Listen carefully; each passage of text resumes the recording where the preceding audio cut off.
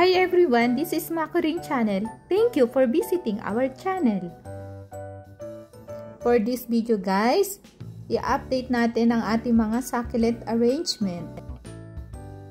Pag-usapan na din natin guys kung bakit itong mga arrangement natin ay nasa loob na ng greenhouse at wala na doon sa ating temporary greenhouse.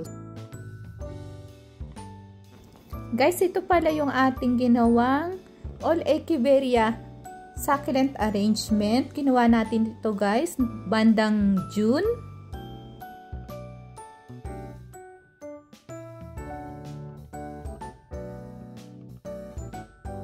Ito pa guys yung isa pa natin ginawang arrangement, bandang June din natin ito ginawa. Ang arrangement nga pala ito guys, hindi masyado natin pinuno ng succulent, so medyo may giwang-giwang din siya.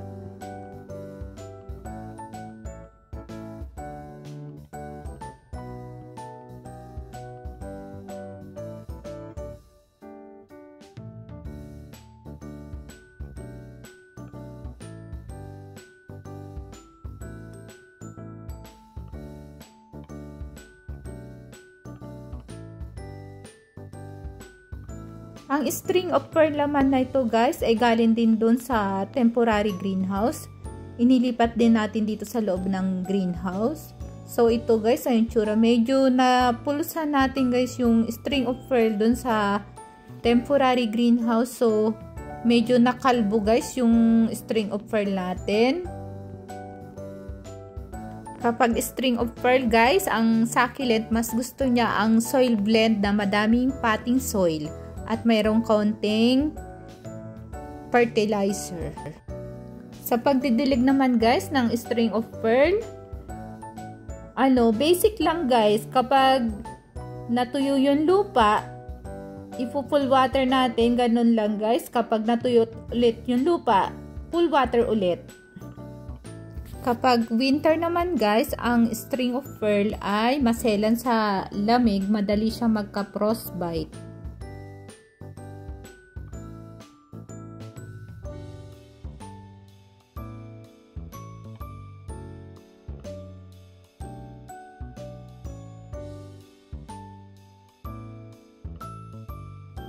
Guys, ito namang arrangement na ito ay galing din sa temporary greenhouse. So, another latest arrangement lang din ito guys. Ang tingin ko sa arrangement na ito guys, medyo stable na din siya guys. Gawa na ang itsura niya ay naka-adapt na din sa weather. Nag-green-green na din siya. So, magandang sinyalis ito guys.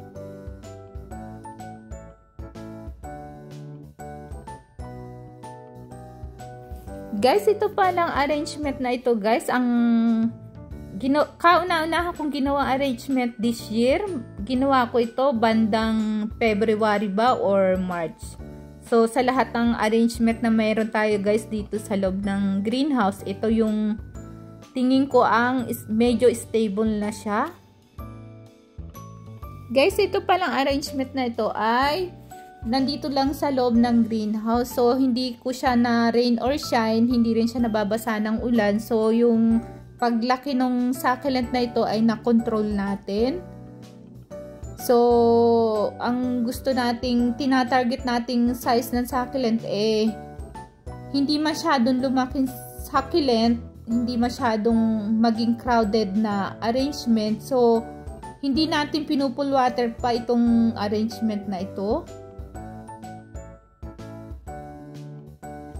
Mostly pala sa succulent na nakatanim sa arrangement na to guys ay echeveria.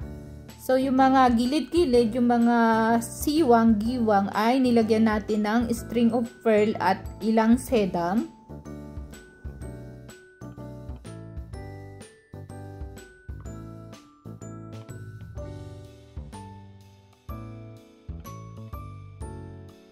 Yung isa natin ginawa na low budget succulent arrangement.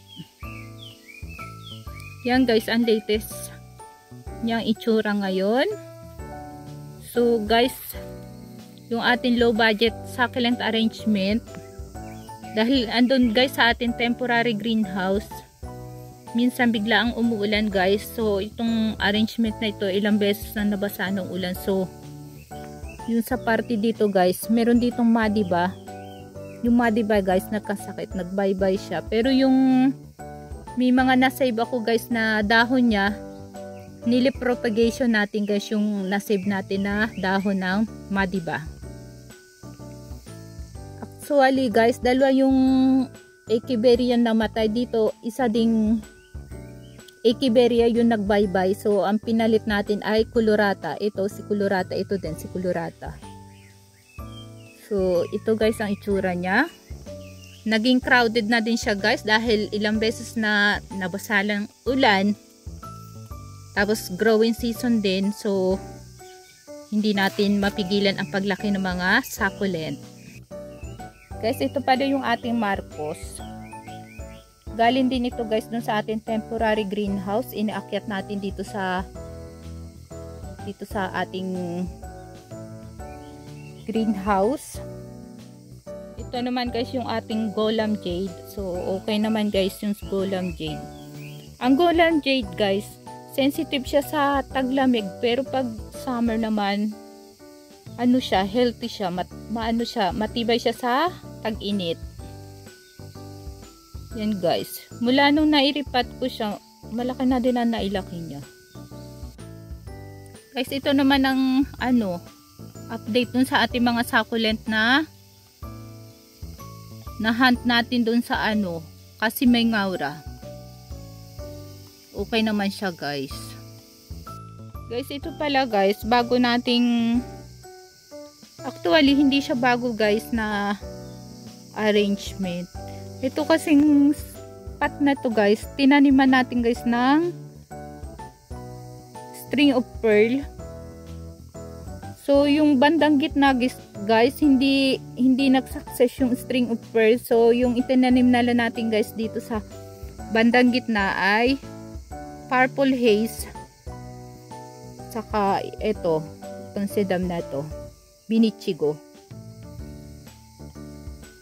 So sa pots na to guys, may tatlong klase ng succulent: string of pearl, purple haze, at saka binichigo. Yan guys, ginawa ko na din siyang hanging.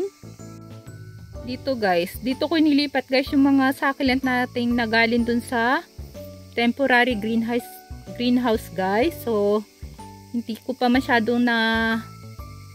naliligpit dito ng ayos guys. Hindi ko pa masyado na-arrange ng maganda dito guys sa loob ng greenhouse. So sa ngayon guys, ito muna yung itsura nila dito sa greenhouse. Kaya pala guys, inilipat ko sila dito guys. Guys, dun sa temporary greenhouse natin guys, kapag biglang umuulan, hindi ko agad matakipan ng binil. So yung mga succulent natin guys, nababasa din. So ang mga succulent natin guys, madalas nababasa din ng ulan. Tapos nagkaroon din dito ng bagyo. So kailangan muna natin ligpitin guys yung ating temporary greenhouse. Dahil guys, yung mga succulent natin na galing temporary greenhouse or yung mga succulent arrangement natin mga bago palang tanim. So yung greenhouse natin dito guys, dinoble natin guys ang shading cloth para hindi masyadong mapulsan yung ating mga arrangement. Yan guys. Sana naman guys makasurvive itong mga succulent natin dito sa loob ng greenhouse. Yan guys. Ito naman guys yung mga succulent din natin, mga Echeveria natin guys na nakatanim sa nursery pots. Nagaling din doon sa temporary greenhouse. So kung natatandaan nyo guys, ito ay yung Lola. Yan, another Lola. And then ito naman guys yung si Jackal. Ito, si Jackal. Yung succulent natin na nahunt. So, ito guys. So far, so good naman guys. Okay naman yung Jackal natin. Yan guys. Ito naman guys, si Pari the Prince.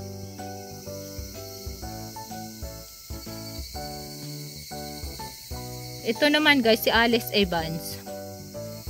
Kariripat din lang natin guys ito. Kaya inilagay natin doon sa temporary greenhouse. And then dito guys, mga orange champagne. Guys, ito pala ang latest sa ating mga succulent arrangement, pati yung ating low budget succulent arrangement. So far so good naman guys.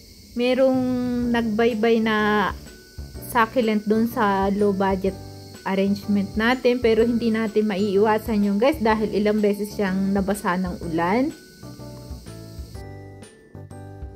So guys, hindi pa tapos guys yung ating summer. So i-update ko pa din kayo guys kung ang arrangement ba sa summer nagsasucess or hindi.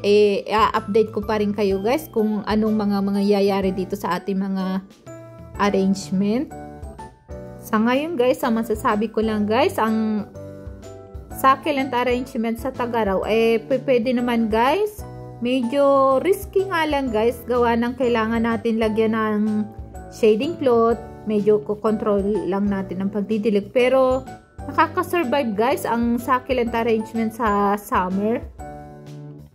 Guys, ito pala yung ginawa natin temporary greenhouse. Ang shading cloth guys, tinanggal muna natin pati yung ilang patungan. Guys, yun naman palang mga arrangement natin guys, andito ngayon sa loob ng greenhouse. Ganito ang kanilang setup dito sa loob ng greenhouse. Although, hindi ko pa sila na arrange na maganda dito. Pero sa ngayon guys, ganito muna sila guys. Ang mahalaga, hindi sila madalas nababasa ng ulan. Kontrolado na natin guys ang dilig ng arrangement natin.